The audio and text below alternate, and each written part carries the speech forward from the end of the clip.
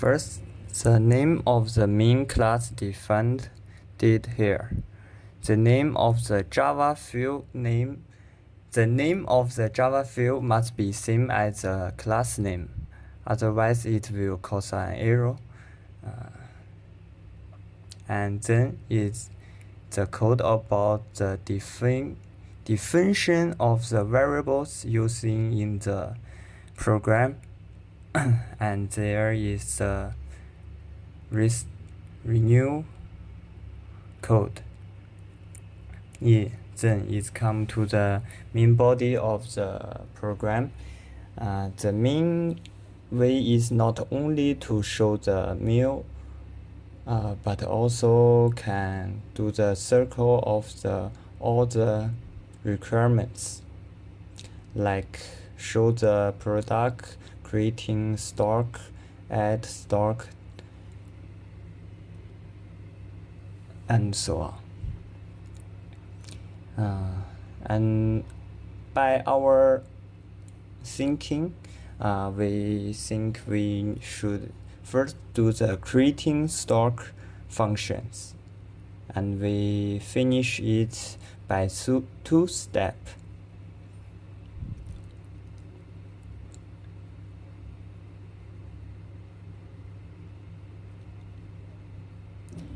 And according to the requirement, the CD and DVD will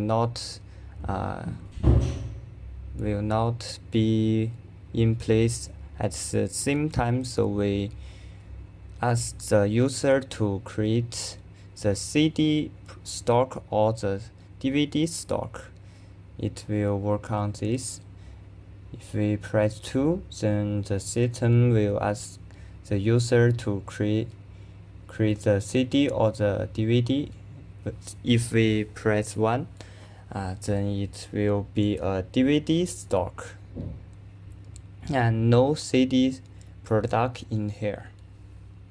And then the system asks the user of the number of the max size of the stock, and we press 1 and to enter the altitude of the product.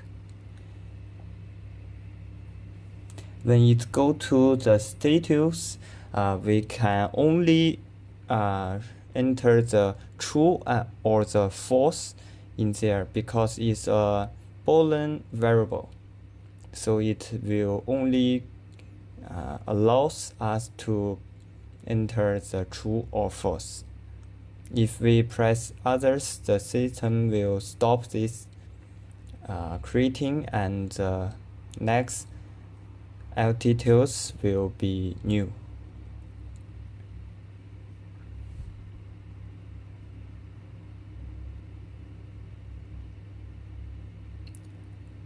So there is a true enter, so the system let us to continue to enter the altitude.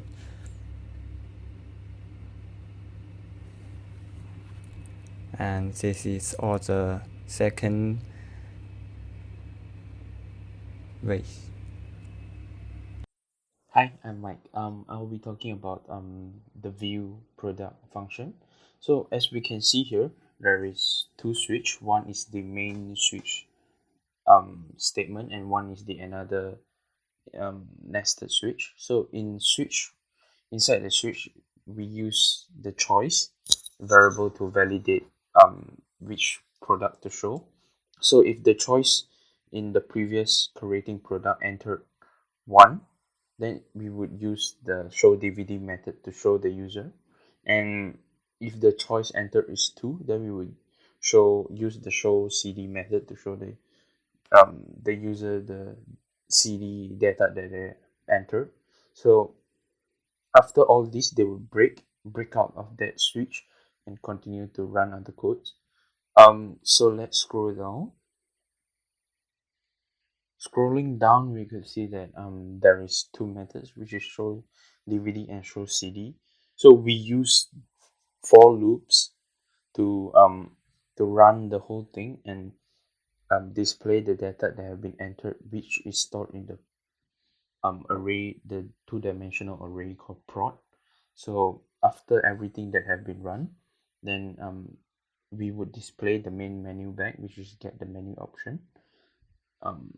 Yeah, then let's move on to showcase of it. So as we can see, we entered 1, then it would show us what have been entered in the data in the previous create stock. That's all from me. Thank you.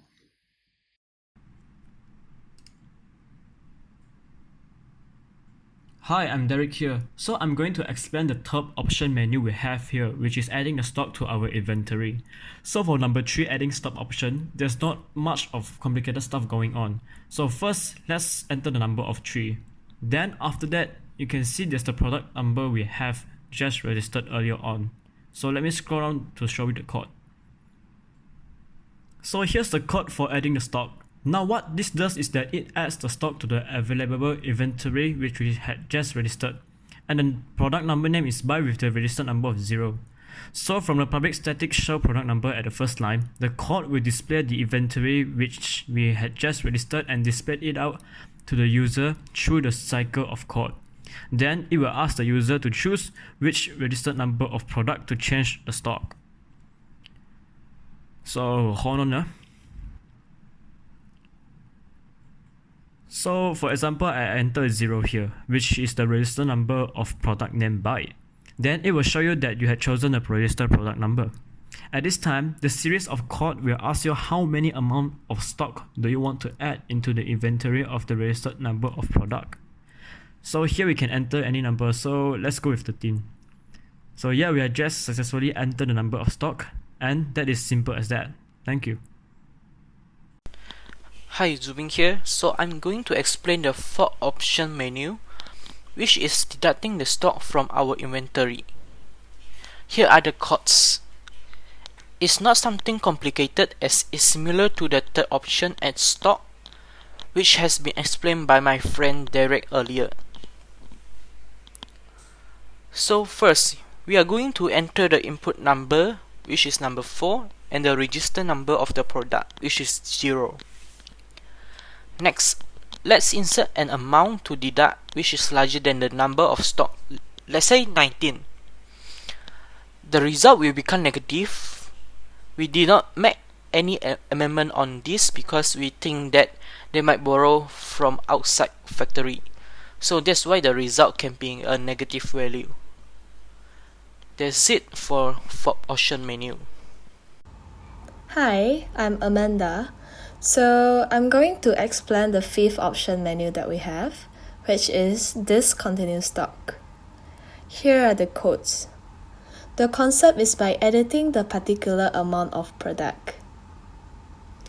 As we discovered that the products that have been discontinued will have very less chance to be remanufactured again.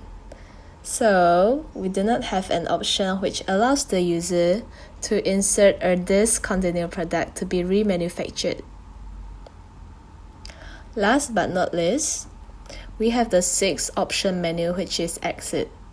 If the user enter number 6, the program will exit and end. That's all for our video demonstration. Thank you.